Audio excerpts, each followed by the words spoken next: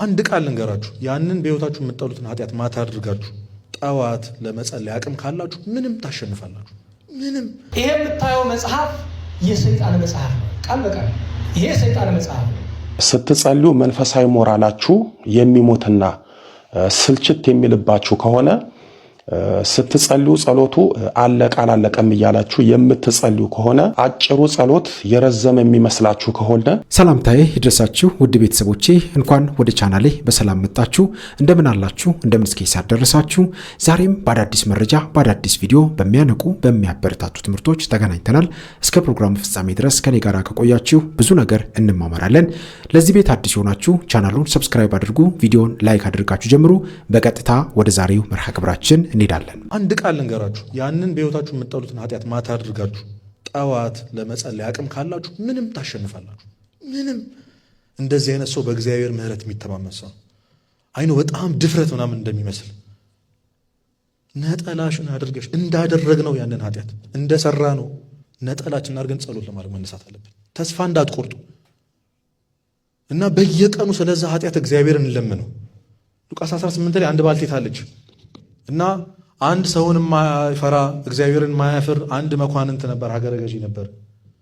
እና ሁሌ በሩ ላይ ቆማ ፍረድልኝ ፍረድልኝ ፍረድልኝ ያለች ትለምነዋለች። ሁሌ እኮ ነው፣ ተስፋ አትቆርጥም። ሰውየው ሰውን የማያፍር እግዚአብሔር የማይፈራ ነው። ምንም አይመስለውም፣ ደንታ የለውም፣ ምንም አይመስለውም። እሷስ ተስፋ አትቆርጥም። የሆነ ቀን ስለ ንዝናዜዋ ሲል ፈረደላት። ስለምኗ? ስላዘነላት፣ ፍርዱ እንደሚገባት ስላወቀ ነው። ስለምኗ ነው? በቃ ነዘነዘችው። ፊቷን ማየት አይፈልግም። ለዛ ብሎ ፈረደላት፣ የምትፈልገው ሰጣት። ይሄ ሰውን የማያፈር እግዚአብሔር የማይፈራ መኳንንት እንዲህ ካደረገ የሞተልን ክርስቶስ ስለ አንድ ጉዳይ ብነዘነዘው እሺ አይለን? እንለምነው ስለዛ ጉዳይ። ጌታ ሆይ ይህንን ኃጢአት ከሕይወቴ ነቅለህ አውጣልኝ። ልብ አንድ ቦታ ነው ያለው። እዛች አንድ ቦታ ላይ መቀመጥ የነበረብህ አንተ ነበርክ። ግን የነገሰው ይህ ኃጢአት ነው፣ ይሄ ሰው ነው፣ ይሄ አመል ነው፣ ይሄ ንግግሬ፣ ይሄ ስድቤ ነው እና ነቅለህ አውጣልኝ። ከአንተ የሚበልጥ ነገር ሕይወቴ ላይ አይኑርብኝ። ጌታ ሆይ ሁልጊዜ እለምንሃለሁ፣ በፊትህ ሰግጄ እያለቀስኩ እለምንሃለሁ። ከዚህ ውጪ ሌላ ርዕስ የለኝም። ምክንያቱም ይህ ይስሐቄ፣ ይህ ለአንተ ብዬ መሰዋት ያቃተኝ ነገር ሕይወቴ ላይ ገዝፎብኛል። ከአንተ በላይ ላስበልጠው አልቻልኩም። ክርስቶስ ሆይ ከአንተ ላስበልጠው አልቻልኩም። በእኔ የሚያምን ምንም ማድረግ ይቻላል ብለሃል። ጌታ ሆይ አምናሃለሁ፣ ይህን ኃጢአት ከሕይወቴ ነቅለህ አውጣልኝ ብላችሁ በየቀኑ እግዚአብሔር መለመን።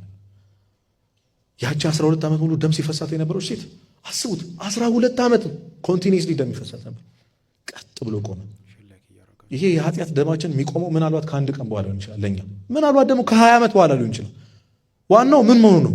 መቆሙ ነው። ስለዚህ በየቀኑ እግዚአብሔርን ጠይቁት፣ አቁምልኝ ይሄን የኃጢአቴን ደም ብለን በየቀኑ ስፔሲፊካሊ ስለ ኃጢአቱ ስለዛ ስለምንቸገርበት ነገር እግዚአብሔርን በየጊዜው መጠየቅ። እግዚአብሔር ምን ያህል እንደምንፈልገው ሲያቅ፣ ምን ያህል ይሄ ነገር እንደጠላ ነው ሲያቅ፣ እሱ አንድ ቀን ከዚህ ኃጢአተኛ ነፃ የሚያወጣበት ቀን ይመጣል። ያንን ቀን ያቅርብልን። ሶስተኛውና ዋነኛው ነገር ተስፋ አለመቁረጥ ነው። ይህን እንግዲህ በጣም ብዙ ጊዜ ተነጋግረናል። አንድ ወጣት ወደ አቡነ ሺኖዳ ይሄድና አባቴ እኔ ሰለቸኝ፣ ሁልጊዜ እነሳለሁ፣ ከዛ ወድቃለሁ፣ እነሳለሁ፣ ወድቃለሁ፣ ንስሐ ገባለሁ፣ አሁንም ወድቃለሁ፣ መረረኝ በቃ እና ይሄ የመጨረሻ በቃ ምክሬ ነው፣ እርሶን ለመቀበል የምመጣው የመጨረሻ ነው፣ በቃ መሮኛል አላቸው። ልጄ እኔ ምንም ምልህ ነገር የለም፣ ግን ቅድም የተናገርከትን አረፍተ ነገር ላስተካክልልህ አሉት። እሱ ምንድን ነው ሲል የነበረው? እነሳለሁ፣ ከዛስ? ልጄ አረፍተ ነገሩን ቀይረው፣ ቅደም ተከተሉን አሉት። ምን ሆነ? ከዛስ? እስኪ ወድቃለሁ በሉ፣ ሁላችሁም በሉ፣ ከዛስ? እኛ እያሰብን ያለነው ስንቴ እንደተነሳን አይደለም፣ ስንቴ እንደወደቅን ነው እያሰብን ያለነው። ስለዚህ በወድቅም እነሳለሁ በሉ። አሁን ንስሐ ለመግባት ምክንያት አድርገን እያቀረብን ያለውን ነገር ይህንን ነገሬን ሳልተው እንዴት ንስሐ ገባለሁ? ይህን ክፉ ልማዴን ሳልተው እንዴት ሥጋ ወደሙ እቀበላለሁ? ድጋሚ በወድቅስ ሲላችሁ ጭንቅላታችሁ ምን ትሉታላችሁ? በወድቅም እነሳለሁ በሉ። ይሄ ትልቅ የላይፍ ፕሪንሲፕል ነው። በወድቅም በሉ ከዛስ በቃ እነሳለሁ። ጠላቴ ደስ አይበልም። ስትወድቁ እነሳለሁ። የሚያነሳ እግዚአብሔር ከእናንተ ጋር ነው። ክርስቶስ ኃጢአተኞችን የሚጸየፍ ምናምን ጌታ እንዳይመስላችሁ ስንወድቅ የሚያፍርብን የሚሸማቀቅብን አይ ይሄ መቼም ሰው አይሆንም ብሎ ተስፋ የሚቆርጥብን አባት የለንም። እንዳትረሱ። እግዚአብሔር ተስፋ ካልቆረጠባችሁ ምን ትፈልጋላችሁ? ስለዚህ በየቀኑ መነሳት፣ መውደቅ፣ መነሳት። እግዚአብሔር አንድ ቀን ተነስቼ እንድቀር ያደርገኛል። ደግሞ ምስክር ሰጥቶናል እኮ ኦግስጢን ምን አለ? ጌታ ሆይ እቀርብሃለሁ፣ ኃጢአቴ ታርቀኛለች፣ እቀርብሃለሁ፣ ኃጢአቴ ታርቀኛለች አለ። ግን ተስፋ ቆርጬ ደግሞ የሆነ ቀን ልርቅህ ስል የሆነ ቀን ያቀመስከኝ ፍቅርህ ትስበኛለች። እንደው ምንም ብንወድቅ ኃጢአተኛ ብንሆን የሆነ ጊዜ ጎበዝ አልነበርንም? ትዝ አይላችሁም? እነዛ ሳምንታት የሆነ ጊዜ እኮ ጸሎት ማድረግ ጀምረን ነበር አይደል? የሆነ ጊዜ ጸበል እንዴት ነበር? የሆነ ጊዜ ጥሩ ነበር። የሆነ ጊዜ ትተነው ነበር ኃጢአቱን። የሆነ ጊዜ ንስሐ ገብተናል ተሳክቶልን። የሆነ ጊዜ ቆርበናል። ያቺ ቀን ተስፋችሁ ትሆናችሁ። ማድረግ እንደምትችሉ ተስፋችሁ ናት ያቺ ቀን። እኔ እኮ የሆነ ቀን ተነስቼ አውቃለሁ በሉ። ለእኔ አዲስ አይደለም መውደቅ፣ መነሳትም አዲስ አይደለም። አውቀዋለሁ ጣዕሙን። እግዚአብሔር ሰዎችን ያለ ተስፋ አይተውም። ምንም ቢሆን ጎበዝ የነበርንበት የሆነ ቀን ነበር። ያቺን ቀን የመነዘራችሁ ኑሩ። እንዲች ብላችሁ ተስፋ እንዳቆርጡ በፍጹም። በተለይ በመንፈሳዊ ሕይወታችሁ ተስፋ እንዳቆርጡ። ምንም ብትቆርጡ በእግዚአብሔር ተስፋ እንዳቆርጡ። እሱ ሁልጊዜ ባለበት ቆሞ የሚጠብቅ አምላክ። አዎ በጣም ርቀነዋል። ወደኋላ ዞር ብለን ስናየው የራቅነው መንገድ በጣም ሩቅ ነው፣ ግን ባለበት ነው የቆመው። ወደኋላ አላፈገፈገም። እሱ አለ። ክርስቶስ ትተነው በሄድንበት ቦታ ቆሞ የሚጠብቀን ብቸኛው ራሱ ክርስቶስ ብቻ። እጁን ዘርግቶ በየቀኑ የልባችን በር እያንኳኳ የሚጠብቅህ ክርስቶስ አለ። እስክትነሳ ብቻ የሚጠብቅ። ለምን ወደቅ ሳይሆን ለምን አልተነሳህም የሚልህ ማለት ነው። ስጠብቅህ ነበር እኮ የሚልህ አምላክ አለ። ለማን ብላችሁ ነው ተስፋ የምትቆርጡት? ለማን ብላችሁ?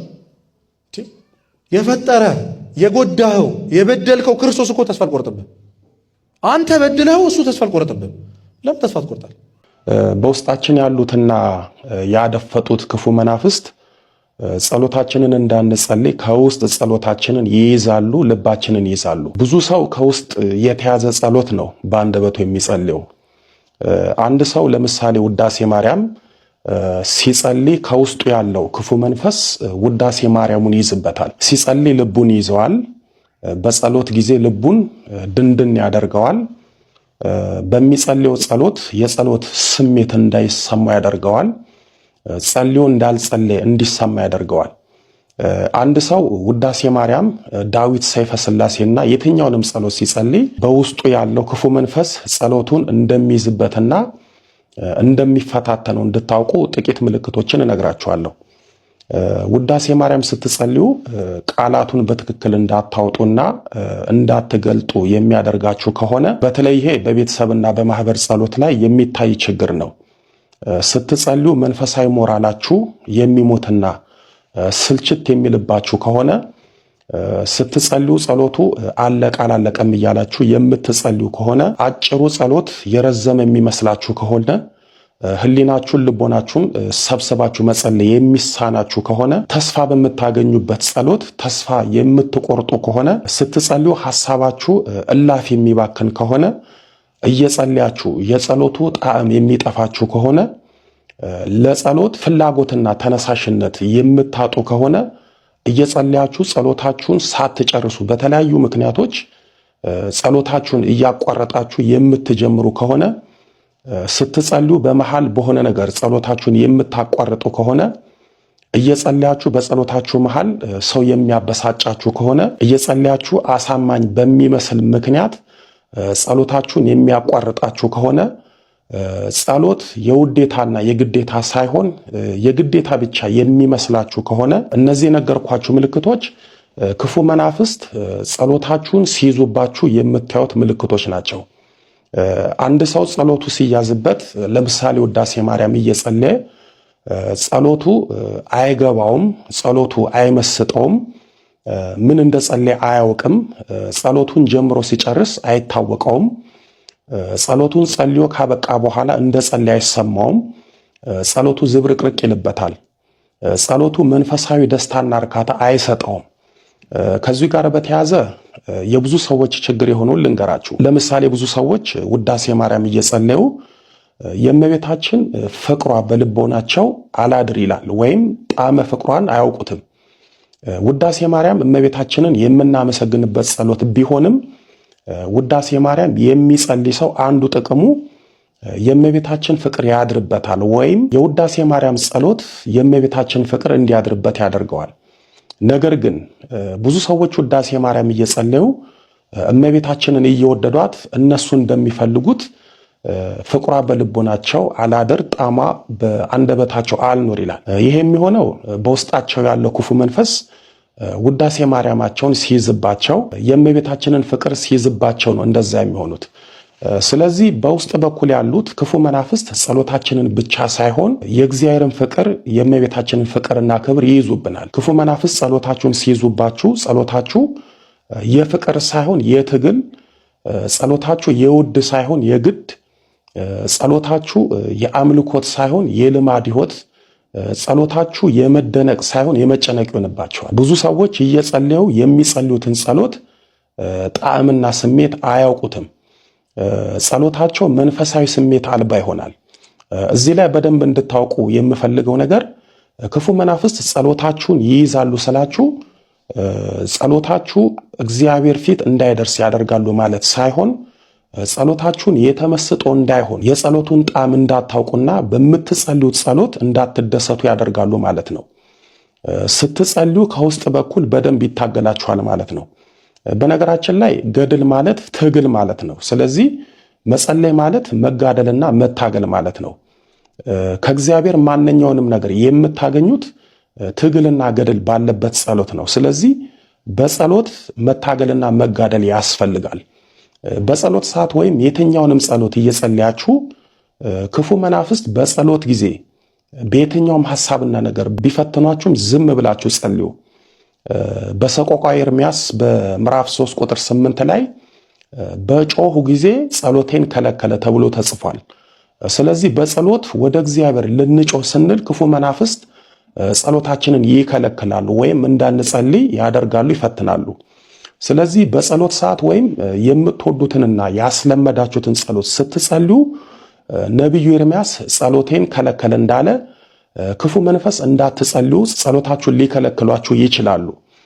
እንዳትጸልዩ ጸሎታችሁን ሊከላከሉ ይችላሉ። ስለዚህ እግዚአብሔር ባወቀ ዝም ብላችሁ ጸልዩ። ሌላው ልብ ልትሉት የሚገባው ክፉ መንፈስ ጸሎታችሁን ቢይዙባችሁም በዛው ጸሎት ለእግዚአብሔር ችግራችሁን አሳስቡ። ምክንያቱም የተያዘባችሁ ጸሎት የተያዘውንና የያዘውን ያርቅላችኋል። ቅዱስ ጳውሎስ ለፊልሞና በጻፈለት መልእክቱ በምዕራፍ 1 ቁጥር 5 ላይ በጸሎቴ እያሳሰብኩ ሁል ጊዜ አምላኬን አመሰግናለሁ እንዳለ እናንተም በጸሎታችሁ ሁሉን ነገራችሁን ለእግዚአብሔር አሳስቡ። የተያዘብን ጸሎት የያዘንን ያስለቅቃል፣ ያርቃል። ልጅ እያለሁኝ ገና የዘወትር ጸሎት ስማር 80ዎቹ መጨረሻ አካባቢ ዘወትር ጸሎት ነበር፣ ጸሎት ሃይማኖት ላይ እና አንድ ቀን ከቤቱ ጥራዝ አገኘሁ። የእሱን ምሳሌ ነገርኳችሁ እንጂ ብዙ ሰው ቤት እንዳለ አውቃለሁ። ስገልጠው ድግምት፣ ስገልጠው ድግምት፣ ስገልጠው ድግምት። ኋላ ሂጄ ምን አገኘሁኝ? ሰው ለማሳበድ የሚሆን የሚል ነገር እና እኔ ክፍሉን በጎ በዛ ዘመን አላውቀውም እና ስሙን አልጠራም። በእውነት ስሙን ብጠራ ምናልባት የሚያውቀው ሰው እኮ አይኖርም። ግን ሰው በህይወት የሌለ ሰው ለምን ስሙን እጠራለሁ? ያለ ቢሆን ልትጠነቀቁ ትጠራው ነበር አይደል? ነና ዋላችሁ። በህይወት ቢኖር ልትጠነቀቁ ጠራ ነበር። ይሄ ግን የለም እና ምን አልኩት? ቀስ ብዬ ለብቻው ሲሆን የንታ አልኩኝ። አቤት አለ። ያስተምሩኝ ይህንን ነገር ምን ሆናል? ይህን መጽሐፍ ምን ያደርግልሃል? ሰው እንዲያከብረኝ ሌላ ምንም ነገር አላውቅም። ብቻ ይሄ ሰውዬ ያገኘው ሰው ሁሉ ነው ይፈራዋል። ንጥፍ ብሎ ነው የሚሄደው እየመጎዝ ሐላስለው ለብቻ ያድርገው የመከረኝን አረሰው። ስማኛል፣ ይሄ የምታየው መጽሐፍ የሰይጣን መጽሐፍ ነው። ቃል በቃል ይሄ ሰይጣን መጽሐፍ ነው። እኔም አልወደውም፣ ነገር ግን ብጥለው አንቆ ይገለኛል። ምክንያቱም አጎቴ ነው ቃል ኪዳን በልጅነቴ ምንም ሳላውቅ ከሰይጣን ጋር ቃል አጋብቶ አዋርሶኛል። ስለዚህ መጨረሻም ያጠፋኛል እሱ። እስከዚያው ድረስ ግን ጥንቃቄ አንዲት ናት፣ ሰው እንዳልበድልበት እጠነቀቃለሁ አለ። በነገራችሁ ላይ መጨረሻው ላይ ገድሎታል። እዛ በለሳ ነው የገደለው። በ24 ዓመቱ ነው የሞተው። የፍራንስ ሰው ነው። እና አንድ ጊዜ እኛ ቤተክርስቲያን ከነበሩት ዲያቆናት አንዱ ጠብቆ ይህንን ልጅ ሰደበው። መቼም ሰው ለክብሩ ይጨነቃል አይደለም? ከዛ እኛ የምንጠብቅ የነበረ ክፉ ያደርግበታል። እሱም ጠብቆ አንድ ቀን ሰደበው እና ማታ ሲመጣ የምንማርበት ቦታ ላይ ሲመጣ ስሙን ጠርቼ እንታ እንዲህ ሰው እኮ ተንኮል ያደርጉበታል ብሎ እየጠበቀ ነበረ፣ ሰድበውት መጡ ብዬ ስለው አንቱ ነው የምንባባል። እንግዲህ ምን ጊዜ ነዛ ምን እንደመለሰልኝ ታውቃላችሁ? ለስድብ መልሱ ለቻለ ትዕግስት ነው፣ ቢያቅትም ስድብ ብቻ ነው። ሰደበኝ ብዬ ህይወቱን ላበላሽው ይገርመኛል። የፈራው መስሎት አንድ ቀን ማታ ጠብቆ ደግሞ በከዘራ ደብድቦት ሄደ። ጭራሽ የኛው ዲያቆን ያለብ ልባለ ዛሬ ይሄኛው ጥንቆላ የተማረው ሞቶ ይሄኛው አሁን ዛሬ አለ በህይወት ያለ የሆነ ስፍራ ላይ። አሁን ግን የመጨረሻ ነው አይለቀውም ስል ሌላ ቀን ጠብቆ እምሽክ አድርጎ ይሄኛው ደብድቦት መጣ። እንዴት ስለው ደበደበኝ ብዬ ለአንድ ቀን ቁስል ህይወቱን አላበላሽ። በተንኮል ካልመጣ በተንኮል አልሄድም ማለት። እዚህ ደብረ ብርሃን ሄዶ እየተማረ እያለ ግን አንዱ በተንኮል መጣበት። ጉባኤ ቤቱ በዛ ጊዜ የነበራቸው አትኖርም እንጂ በሳት ላይ ያነደዱት። ለካም ያም ኃይለኛ ተንኮለኛ ኖሯል። ዋናው ትልቁ ነገር በዚህ ዘመን ኦርቶዶክሳውያን በጣም ከተበላሸንበት ነገር አንዱ ጠንቋይ ቤት የማይሄድ ሰው ጠይቁኝ። እኔ በነገራችሁ ላይ ከመካከላችሁ አንድ ሰው አስነስቼ እዚህ አስቆሜ ብነግራችሁ ታፍራላችሁ። በሆነ ምክንያት የሆነ ጊዜ አንድ ጠንቋይ ሰው ቤት ለረጅም ጊዜ የኖረ ሰው ነው ይህንን የነገረኝ እና እዛ ተቀምጦ ጎንደር ውስጥ አይደለም ሌላው ስፍራ እና አንድ ቀን ስናወራ ምን አለኝ፣ ይኸውልህ ጎንደር ውስጥ እዛ ሰውዬ ለማስጠንቆል የሚመጡ ሰዎች በሙሉ ዝርዝር ይዤዋለሁ አለኝ። አብዛኞቹ ቆራቢ የሀገር ሽማግሌ የሚባሉ ናቸው አለ። ጠንቋዩ ሲጠነቁል በዚህ የስላሴ ስዕል፣ በዚህ የገብርኤል፣ በዚህ ምናምን አድርጎ ለነዋላችሁ ግራ ነው የሚገባኝ። ይሄ ሁሉ ወገኔ የእግዚአብሔርን ስም ጠርቶ እኮ ነው ምናምን አትበለኝ። አያቴ ከእባብ ጋር መንታ ሆኖ ነው የተወለደው አለችኝ። አልደነገጥኩም። ዋት ሐቂቃ አብዛኛው ሰው ይደነግጥ ይሆናል። እኔ አልደነገጥኩም። ለምን አልደነገጥክም? ሊሆን እንደሚችል ስለማምን። እንዴት ሊሆን ይችላል? እዚህ ጋር ነው አሁን እባብ ምንድን ነው? እባብ አንደኛው ሪል እባብ አለ ግደሉት የሚባለው። አሁን እኛ በደንብ እስልምናችን አልተነተልነውም። እባብን ቤታችሁ ውስጥ ካላያችሁ ግደሉት አይልም ሐዲሱ። ይሄ የሰው ቤት ነው ለቀህ ውጣ በሉት ያኔ ይሄዳል። እስልምና አጋንንታዊ እምነት ነው ስንላቸው ብዙ ጊዜ ስድብ ላይ ይመስላቸው ይሄ ቪዲዮ ጥሩ ማስረጃ ይመስለኛል። እንግዲህ እሱ እንደተናገረው አያቱ ከእባብ ጋር መንታ እንደወለደች ተናግሯል ማለት ነው። ይህም ደግሞ ሊሆን እንደሚችል እምነቱ እንደሆነ እንደሚያቅም ተናግሯል። ይህንን ኬታ መጣው ከተባለ በእስልምና እባቦች የሙስሊሞች ወንድም የመሆን እድል ስላላቸው ማለት ነው። ማስረጃ ሳይ ሙስሊም 2236 ኤ ላይ ሙሐመድ እንዲህ ብሏል፣ ስለ እባብ ማለት ነው። በመዲና ያሉ እባቦች ሐዲሱን እንደምትመለከቱት there are in Medina jinnis who accepted Islam በመዲና ያሉ ጅኒዎች እስልምናን ተቀብለዋል አለ። እነኚህ ጅኒዎች ደግሞ እባቦች ናቸው አለ። ሙሉ ሐዲሱን አንብቡት። እነኚህ እባቦች ደግሞ ጅኒ ከሆኑ ጅኒዎቹ እስልምናን ከተቀበሉ እነሱ ደግሞ የሙስሊሞች ወንድሞች ወይም ቤተሰብ ናቸው። ሳይ ሙስሊም 450 ኤ ላይ ጅኒዎች ምን ይላቸዋል? የእናንተ ወንድሞች ያው ዮር ብራዘርስ ይላቸዋል፣ ወንድሞቻችሁ ናቸው ይላቸዋል ማለት ነው። እና በጣም ብዙ ቦታ ላይ ማሳየት ይቻላል። በእስልምና እባብ የሙስሊሞች ወንድሞች ናቸው፣ እስልምናን የተቀበሉ እባቦች ስላሉ ማለት ነው። ጅኒ ተብለው ስለሚጠሩ እነኚህ ወንድም እህት ይባላሉ ማለት ነው በእስልምና።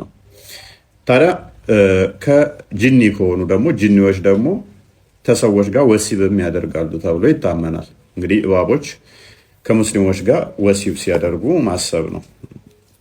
አቡ አይደር የሚለውን እናዳምጠው፣ እኔ ሳውራው ስድብ እንዳይመስል።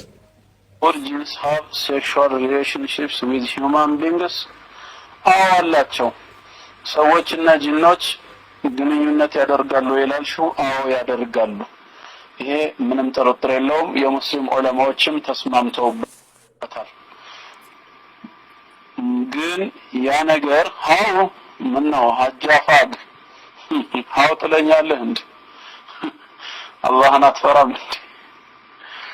ግንኙነትማ አለ ጥርጥር የለውም። ግን አሁን የሚነሳው ጥያቄ ግን ማርገዝ ይቻላል ወይ ነው ጥያቄው። የሚያረግዙ አሉ ይወልዳሉ ወይ በሚለው ወላሁ አለም። ግን ጅኖችና ሰዎች ሊገናኙ እንደሚችሉ አንዳንዶችም ያው ራሳቸውን አሳልፈው በተግባርም የሰሩ ወይ እንግዲህ እንደሰማችሁት ነው። አቡ ሃይደር ተጠይቆ ነበር አጋንንቶች ወይም ጅኖች ከሰው ጋር ወሲብ ያደርጋሉ የተብለው አዎ ያደርጋሉ ብሏል። ያስወልዳሉ አስወልዱም እሱን እንደማያውቅ ነው የተናገረው። ነገር ግን የመጀመሪያው ቪዲዮ ደግሞ መንታ አያቱ እንደወለደች እባብና ሰው እንደወለደች ተናግሯል ማለት ነው። ይሄም እንደሚሆን ተናግሯል። ነብያቸው ደግሞ እባብ እስልምናን እንደተቀበሉና እባብ ቤታችሁ ቢገባ መገደል እንደሌለበት የሙስሊሞችም ወንድም እንደሆነ መሐመድ ተናግሯል ማለት ነው። እና ከሰይጣን ወይንም ከጂኒ ጋር የሰው ልጅ ወሲብ ያደርጋል ብሎ ማሰብ ከባቦች ጋርም ደግሞ እባብ ወሲብ ያደርጋቸዋል። ሙስሊም እህቶች እንዴት ጽዋ ማህበር ቤት ውስጥ ሊሆን ይችላል? ቤተክርስቲያን ማድረግ አይቻልም ነበር? ይቻላል እኮ ለምን? አዎ እንግዲህ በመነሻው አብርሃም ቤት ስላሴ ስለመጡ ነው። መጀመሪያ በዘፍጥረት ምዕራፍ 18 ላይ በአብርሃም ቤት እግዚአብሔር የመጣው ለምንድን ነው? አብርሃም ቤቱን ምን ስላደረገው ነው? መጀመሪያ የእግዚአብሔር መንፈስ ማደሪያ ስላደረገው ነው። አብርሃም እንግዳ ካልመጣ አልበላም አለ። አብርሃም እግር ካላጠብኩ አልበላም አለ። ግን ሀብታም ነው፣ ብዙ ባሪያዎች፣ ብዙ አገልጋዮች ያሉት ጻድቅ ሰው ነው አይደል? አዎ በትክክል። ግን ሰይጣን በዚህ ቀናበት። እንዴት በቤቱ ተቀደሰ፣ እንዴት በቤቱ ተባረከ ብሎ ሰይጣን ሲቀናበት ራሱን እየፈነከተ ሰይጣን ራሱን አድምቶ መንገድ ላይ እንደ ሰው ተመስሎ ሰዎች ወደ አብርሃም ቤት ሊመጡ ሲሉ ምን ሆነህ ነው አሉት። ያንን ሰው አብርሃም ፈንክቶኝ ወደ ቤቴ ሁለተኛ እንዳትመጣ፣ ሁለተኛ ቤቴ እንዳትገባ ብሎ አባረረኝ። ስለዚህ አትሂዱ እያለ መንገደኞችን ሙሉ ቀን ሲመልሱ አለ አይደል? አባቶቻችን ትምህርት። ከዛ ሰው ሁሉ አብርሃም ጨካኝ ሆነ ብሎ ሙሉ ቀን ሳይመጣ 10 ሰዓት ምናምን አካባቢ ላይ እግዚአብሔር ወደ አብርሃም ቤት ቢሄድስ አለ። ከዛ አብርሃም ቤት 3 ሆነው መጡ። ስላሴ አብ፣ ወልድ፣ መንፈስ ቅዱስ መጡ። ሽማግሌ ተመስለው እንግዳ ተመስለው አብርሃም እንግዳ ተቀባይ ስለሆነ በእንግዳ ተመስለው መጡ። ገባሽ? በሚጠብቀው ነው የመጡት። ስለዚህ እግዚአብሔር አንቺ በምትጠብቂው ነው የሚመጣው። አንቺን የምትጠብቂው በምንድን ነው? በደግ ከሆነ በደግ፣ በመጥፎ ከሆነ በመጥፎ አይደል? በቃ እንደዛ ነውና ጽዋ ማህበርም ስትመሰርቺ በቃ ናልኝ ብለሽ ነው የጠራሽው ይመጣል ማለት ነው። በደግ ግልጽ ነው። እና በቤቱ መጡ። ሰይጣን እዚህ ጋር ከሆነ እንቅፋት ሆነ የነበረው የአብርሃም ቤት እዚህ ጋር ከሆነ መሀል ላይ ስላሴ መጡ ማለት ነው። መሀል ላይ መጣው ሽማግሌ አረ እንግዳ መጣ በሉ ቶሎ አዘጋጁ ምግቡን ውሃውን አምጡ አለና እግር አጠበ ምን አለ። ያው ብዙ ነው ፕሮሰሱ። ከዛ ተቀበላቸው። በእንግድነት ስለተቀበላቸው ልጅ ሰጡት። ይስሐቅ የሚባል ልጅ ትወልዳለህ። ልጅ የለህም ነበር አሉ። ትወልዳለህ ተባለ። በስተርጅና ሚስቱም እሱም በስተርጅና ወለዱ። ተአምር ተፈጠረ። ስለዚህ ጽዋ ማህበር በቤትሽ እግዚአብሔርን መቀበል ነው። በመኖሪያ ቤትሽ እግዚአብሔርን መቀበል ነው።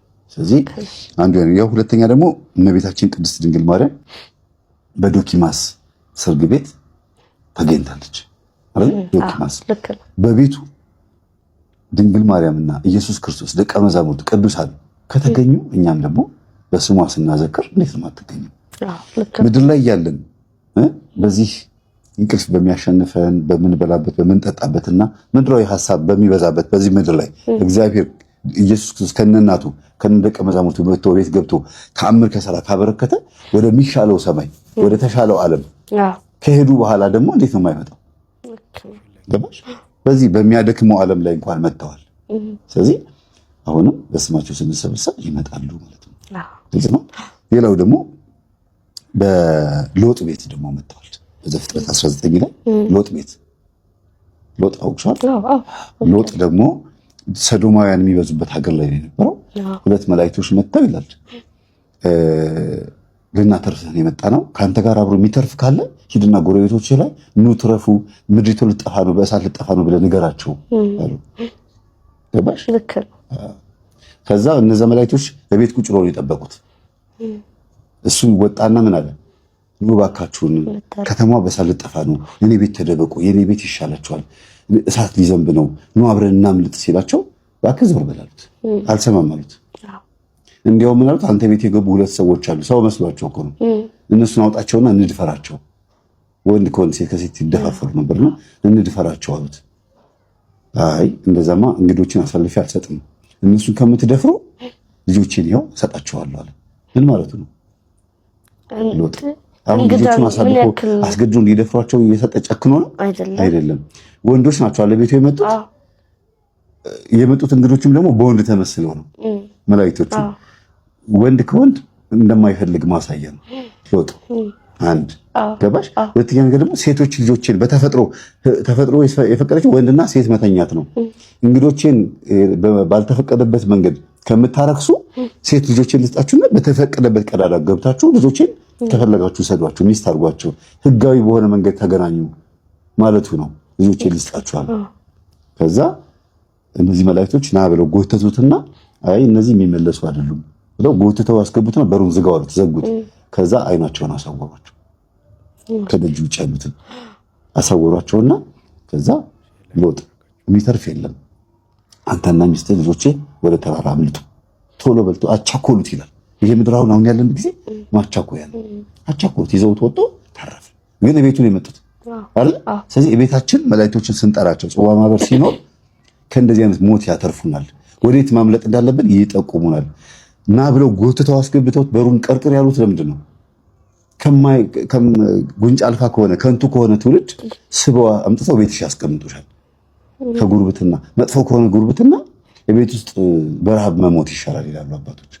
መጥፎ ከሆነ የጉርብትና በሀብታም ቤት ማነው በኃጢአት ካለበት ጮማ ጽድቅ ያለበት ድህነት በጎመን ወጥ መብላት ይሻላል ይላል ጠቢቡ ሰለሞን ሲናገር። ግልጽ ነው። ስለዚህ ቤታችን የመላእክት ማደሪያ ከሆነ ልክ እንደዛ እንባረካለን ማለት ነው። ሌላው እንደዚሁ በስምዖን ቤት ደግሞ በማቴዎስ ወንጌል ምዕራፍ 26 ላይ ቁጥር 6 ላይ በስምዖን ቤት ተገኝቶ ደግሞ ኢየሱስ ክርስቶስ ፈውሷል፣ አድኗል። በዘኪዮስን ደግሞ እንደዚሁ እና ከዛፍ ውረድና አንተ ቤት ገብቼ ዛሬ እበላለሁ፣ በአንተ ቤት ደስታ ይሆናል አለው። ስለዚህ እግዚአብሔር በቤታችን ሲመጣ እንዲያውም ዘኪዮስ ክርስቶስ ቤቱ መጥቶ ምሳ ሲበላና ምግብ ራት ሲደረግ ደስ ብሎት የደበቀውን ሳንቲም በቀረጥ በምናምን ያለ የሰረቀው አወጣና ለድሆች አከፋፈለ። እግዚአብሔር በቤትሽ ሲገባ ሐቀኛ ነው የምትሆኝ። ስለዚህ ጽዋ ማህበር በቤት ውስጥ ለመግባቱ ትልቁ ምልክቱ ይሄ ነው። አልዓዛር ቤትም ተገኝቶ አይደል? ማርታና ማርያም ክርስቶስ ቤታቸው ሲመጣ ማርታ ቤት ውስጥ ጓዳ ገብታ ጉድ ጉድ ጉድ ትላለች። ጥሩ እኮ ነው እንግዳ ሲመጣ ጉድ ማለት ግን ማርያም የማይቀሟትን በጎ ዕድል መርጣ በክርስቶስ እግር ስር ቁጭ ብላ ስትማር ነበር ይላል። ማርታ አላት ክርስቶስ፣ አቤት ጌታ ሆይ አለችው፣ በከንቱ ትንጎዳጎጃለሽ በጓዳ ውስጥ ነይ እስቲ እንደ እህትሽ እንደ ማርያም ቁጭ ብለሽ ተማሪ አላት። በቤታችን ውስጥ ለሽሮና ለበርበሬ ከመሮጥ ይልቅ ለክርስቶስ ቃል መንበርከክ ይሻላል። ስለዚህ ቤታችን ውስጥ እግዚአብሔር ከገባ ወይም እንዲገባ የምንፈልግ ከሆነ ቁጭ ብሎ መማር ያስፈልጋል። ስለዚህ ቤታችን እግዚአብሔር መንፈስ የምንቀበልበትም ስለሆነ ሁሌ ስለምንበላውና ስለምንጠጣው ብቻ አይደለም ማሰብ ያለብን እያለ ነው። እንግዳ መቀበል እኮ ጥሩ ነው፣ ግን ማስቀደም ያለብን ደግሞ ማስቀደም አለብን። ከሶስቱም አንዳንድ ጥቅስ ልስጣችሁ። አንደኛ በስጋው እንዴት እንደሚናገር መጽሐፍ ቅዱስ፣ ሁለተኛ በመለኮቱ እንዴት እንደሚናገር፣ ሶስተኛ በተዋህዶ እንዴት እንደሚናገር። በነገራችን ላይ በቤተክርስቲያን አስተምህሮ ከተዋህዶ በኋላ ማለት ነው ይሄ የስጋ ስራ ነው፣ ይሄ የመለኮት ስራ ነው የሚባል አስተምህሮ የለም። አሁን ግን ለመማር እንዲመቸን ብቻ ነው እየነጠልኩ ማየው እና 3 ጥቅሶችን ብቻ ልስጣችሁ። በመጀመሪያ መጽሐፍ ቅዱስ ክርስቶስ የለበሰውን ስጋ የኛን ስጋ በተመለከተ ብቻ ሲናገር በዮሐንስ ወንጌል ምዕራፍ 4 ቁጥር 6 ላይ በዚያም የያዕቆብ ጉድጓድ ነበረ ይላል። በዚያ የያዕቆብ ጉድጓድ ነበረ፣ ኢየሱስም መንገድ ከመሄድ ደክሞ ይላል። ልብ አድርጎ የደከመው ክርስቶስ ነው አዳነን የምንለው። መንገድ ከመሄድ ደግሞ በጉድጓዱ አጠገብ እንዲህ ተቀመጠ፣ ጊዜው 6 ሰዓት ያህል ነበር ይላል። እኛን ለማዳን የተገለጠው የእኛን ስጋ የለበሰው ክርስቶስ ደክሞት ተቀመጠ ይላል። በነገራችን ላይ የእኛን ስጋ ተዋሃደ፣ ፍጹም ሰው ነው ስንል፣ ፍጹም አምላክ የሆነው ፍጹም ሰው ነው ስንል ደከመው፣ ተራበ፣ ተጠማ፣ ከኃጢአት በስተቀር እኛ የምናደርጋቸውን ነገሮች በሙሉ አደረገ ተብሎ ሲቀጸል መቀበል ያለብን፣ ምክንያቱም ሰው ሆኗላ፣ ፍጹም ሰው ነው። ግን ለትምህርቱ አሁን ይሄ ደከመ የሚለው ቃል ለመለኮት አይቀጸልም፣ የእኛን ስጋ ስለለበሰ ነው ደከመ የሚለው ቃል የተቀጸለው። ስለዚህ አሁን የመለኮቱን ነገር የዘነጋው ይመስላል ማለት ነው። ሁለተኛ ማስረጃ ስለ መለኮቱ ደግሞ ሲናገር የማቴዎስ ወንጌል ምዕራፍ 11 ቁጥር 28 ላይ እናንት ደካሞች ሸክማችሁ የከበደ ሁሉ ወደ እኔ ኑ እኔ አሳርፋችኋለሁ። ሁለቱንም የተናገረው ክርስቶስ ነው። ደከመው የተባለውም ክርስቶስ ነው። እናንት ደካሞች የሚለውም ክርስቶስ ነው። ደካማ ከሆነ እናንት ደካሞች ሊለን አይችልም። አሁን ደግሞ እንደሚያሳርፈን እየነገረን ነው። ደካሞች እናንተ ናችሁ፣ የእናንተን ስጋ ስለለበስኩ ነው ደከመ ተብሎ የተቀጸለው እያለን ነው። በመለኮቱ ይሄ ነው ክርስቶስ ደካሞችን የሚያሳርፍ እንጂ ደካማ አይደለም ማለት። ስለዚህ ወደ ሶስተኛው እንሂድ። እንግዲህ መጽሐፍት ክርስቶስን በሶስት ወገን እንደሚገልጹት የተመለከትነው፣ አንደኛው በስጋው፣ ሁለተኛው በመለኮቱ፣ ሶስተኛው ደግሞ በመለኮትና በስጋ በተዋህዶ ማለት ነው። ስለዚህ የተዋህዶውን ደግሞ በዮሐንስ ወንጌል ምዕራፍ 20 ቁጥር 19 ላይ ስንመለከት ያን ቀን እርሱም ከሳምንቱ ፊተኛው በመሸ ጊዜ ይላል።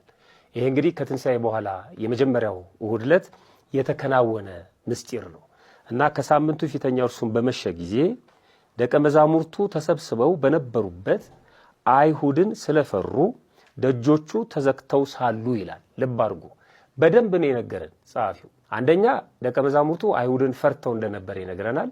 ሁለተኛ ደጆቹ ተዘግተው ነበር ይላል።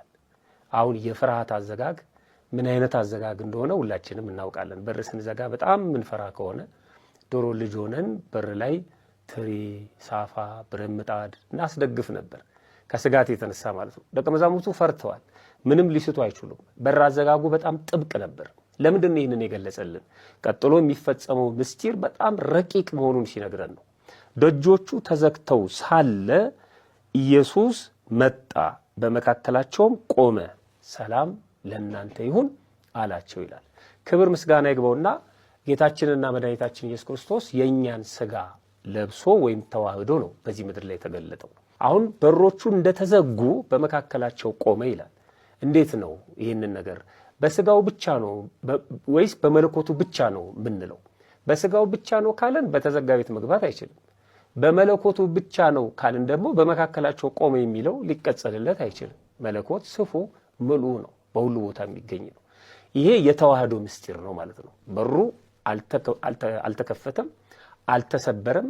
በሩ እንደተዘጋ በመካከላቸው ቆመ። እንግዲህ በሕቱም ድንግልና ተጸንሷል፣ በታተመ መቃብር ተነስቷል፣ በተዘጋ ቤት ገብቷል። ይሄ የስጋና የመለኮት ተዋህዶን የሚገልጽልን ነው ማለት ነው። ስለዚህ መጽሐፍትን ወይም መጽሐፍ ቅዱስን በዚህ ልክ በዚህ መጠን መረዳት ይገባል ማለት ነው። ዝም ብሎ አንብቦ ብቻ የሚታለፍ አይደለም። በዛሬው ቆይታችን እንግዲህ ውድ ቤተሰቦቼ እነዚህንና መሰል ጉዳዮችን ለመዳሰስ ለማየት ሞክረናል። በትምህርታችንም ብዙ ነገር ያገኘንበት ብዙ ነገር የተማርንበት ነውና በቀጣይም እንግዲህ በሌሎች ርዕሰ ጉዳዮች በሌሎች ቪዲዮዎች እስከምንገናኝ ድረስ የቅዱሳን አምላክ ከሁላችን ጋር ይሁን።